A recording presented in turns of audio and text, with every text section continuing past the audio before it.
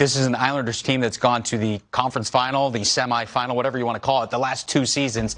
Have they done enough this offseason to finally get over the hump? Or is that hump just avoiding Tampa? I think it's about staying healthy, and having Anders Lee back in is going to be a huge thing. And then just kind of tweaking the lineup, and Arthur just talked about it there. I think Zach Parise is a great add because you've got a motivated player that he just knows how to score around the net. He has scored almost all of his goals in his career have been within probably 5 feet of the net. Yeah, I don't care how old he's getting, he is still got that touch there. We saw it last year when he came back. Right. I will say that I think if he played that whole series, you could have seen a different winner coming out of that Minnesota-Vegas series, because he would have made life miserable for Marc-Andre Fleury. So I love that ad. And when you look at this group here, there's a lot to like. It's about staying healthy. Is Matthew Barzal able to take that next big step? If he can take that next step in stardom, I think it's fantastic. The back end, Pelech Kulak, and you guys just spoke on it, they're my favorite deep pair in the entire league. Yeah. Nobody does what they do as a unit. They've got that down pat. I think Lou might be in line here to try to do something on the back end still, maybe a depth move. He mentioned Chara. That'd be a nice fit, right? Back where it gets back way to back in the day, right? All the way back in the day. I remember being in training camp with him, actually. I saw him when he played for the Lowell Lock Monsters, the affiliates. Yeah, I remember. Crazy. I saw him in training camp, and his rental car, his knees were around the steering wheel. It was incredible. It's like the he was driving a Toyota Yaris. Oh, you should have seen it. It was incredible. It's been a long time. The guy's still getting it done. That would be a great ad if somehow Lou can pull that rabbit out of his hat. What do you make of this division? We're going back to the Metropolitan Division. As far as, you look at some of the teams that were the top teams over the last couple of years, Pittsburgh, Washington, you think they've taken a step back, and the teams like Carolina and the Islanders have taken that next step forward?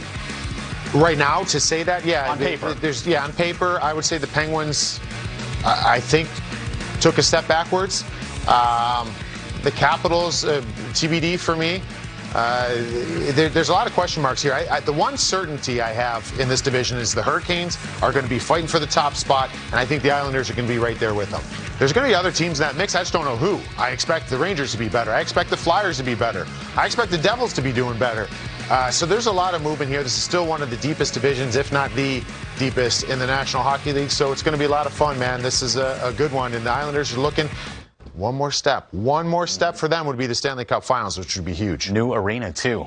Yeah. What a way to christen that one, huh? Stanley Cup Final, year one? First, however many games. It's like 12 games 12 on games the road. on the Is that road. a good thing as a player? 13, I'm 13. That's going to be. You always hear about team coming together, gelling. Would you like that as a player? I would like that as long as you're winning.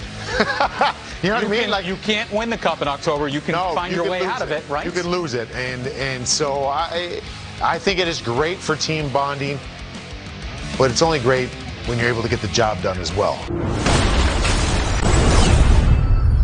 We welcome in the Athletics' Arthur Staple right now. Arthur, it was the worst-kept secret in the NHL, and it finally became official. Zach Parise joining the team. How do you think he fits in? What does he add to this Islanders squad? It's experience, obviously, which is always a big thing for Lou Lamoriello and for Barry Trotz. But I think he's a guy who can still contribute, and I think especially on the power play. The Islanders, if there's one or two areas that they've been a little deficient in over Barry Trotz's tenure the last 3 years, it's not having a consistent enough power play. And he's a guy who's a proven power play scorer. They've got some other weapons on the power play. They can kind of spread out their talent a little bit. I'm sure he's a guy who's going to contribute 5-on-5 as well as maybe a third line guy, and really rounding out a top 9 or a full 12 forward group that's as deep as any team in the league.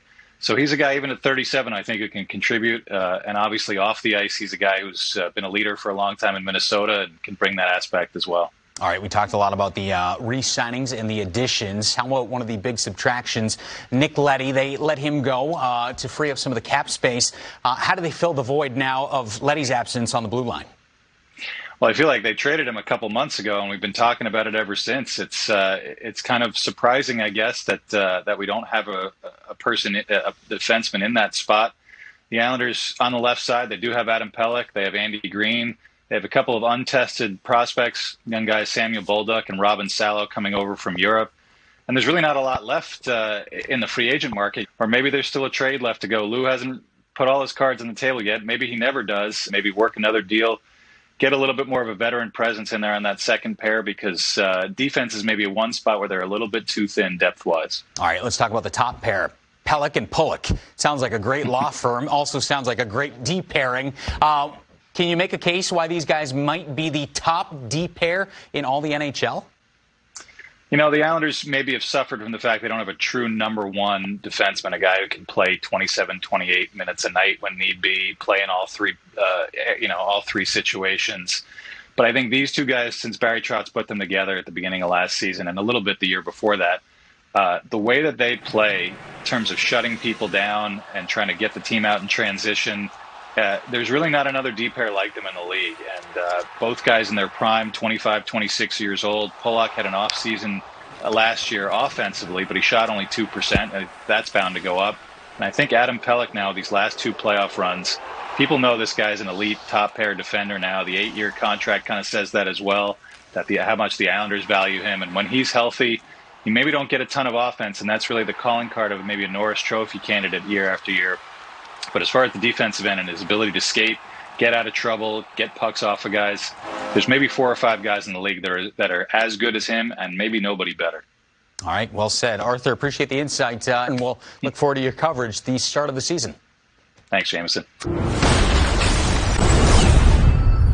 What do you make of where the Islanders are at? It seems like the philosophy is, let's bring the band back and let's have another run. The last 2 years, conference finals, call it what you want, last year, given the new names of it. But how does this team get over the hump? Well, not play Tampa. I mean, I think sometimes you just have to accept the fact that you played a really good team, 2-time defending champ, that were stacked and healthy and everything else, and it was going to be hard to beat them. You didn't do anything wrong, and they were right there. Yeah. So I think the idea to bring it back with the same group, try to augment, try to change some things. The Nick Leddy loss, and they'll have to do something with that.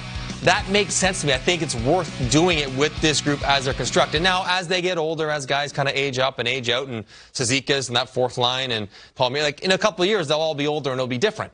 But right now, they haven't done anything wrong, and they're a very good team, and I like the way they look heading into the season, other than maybe that one spot at the second pair left shot defense. But there are no perfect teams. Right. No teams don't have holes. So they have one, they're going to try to fill it. But I like what they've done. I like Parise. I still think he can play. Lou Lamoriello knows players that can play within their system. And the guys that they signed, Cizikas, 6 years, they gave him term, but they didn't give him as much money as he could have got in a shorter-term deal. Palmieri, 4 years at 5. I think he bounces back, kind of a career 12, 13% shooter. Last year he shot 8. He's probably not forgotten how to shoot. He had a bad year. He probably bounces back. Sorokin's going to be really good in net. And Beauvillier is at $4 million. Is a good offensive player at a good price. I don't have a problem with any of the contracts other maybe than the term of Cizikas. What they did made sense. For more on the Islanders and all these signings, we welcome in the Athletics' Arthur Staple. Arthur, as somebody who covers this team like you do over the last years or so, do you like the fact that all 4 signings come out all at once, or would you prefer they're kind of sprinkled throughout the summer for your sake? And why? Why did Lou wait for them all on one day? You're asking me to explain Lou Lamoriello to you, Johnny. Come on, there's no way. We need the whole show for that. First of all, yeah, it's a good bit of business to make it all come out now. I think, like we said on the top, that these deals have been done for several weeks. You would have heard lots of rumors about all these guys, especially the 2 UFAs, Palmieri and Cizikas. Their agents certainly would have been talking them up to lots of different teams if they were available. So they haven't been available for a while. So they know they've been Islanders for a long time. We just found out today. And the why, I think it's, there was some talk early on that Lou was trying to work on some other deals, maybe a trade. Wanted to keep his cap hit a bit of a secret, to not let any of his fellow GMs know where they were cap-wise, to try to make a deal. And then maybe as the summer went on, he was just like, hey, I kind of like this. Nobody's bothering us. Nobody's saying anything about us. So he loves to operate under the radar. So this was about as under the radar as you get. But, I think the difference is these 4 contracts, they're all multi-year deals. They're big money deals. Parise's get more of a veteran over 35 contract. There's probably a couple other young guys that the Islanders will bring back as well. But, I think to put these 4 contracts out there, this is the main bit of business the Islanders needed to do this offseason. And now we kind of know, I think we know the bones of what this Islander team is going to look like next season. And it's going to look a lot like how it did last year, with maybe even a little bit more of a veteran touch. And that seems to be the way they operate successfully these last 2 years. All right, we shall see. And we will find out when Lou wants us to find out. Arthur Staple, with one of the most impressive backgrounds we have for our interviews, I got to ask you, all those books, have you read them all, or do you just stuff the shelves so it's a very impressive look for us? My wife, Beth, is the one that designs the background and my clothing as well, so I leave it all up to her when it's time to go on camera. Very smart decision. Arthur Staple Wise of The man. Athletic, we appreciate the insight.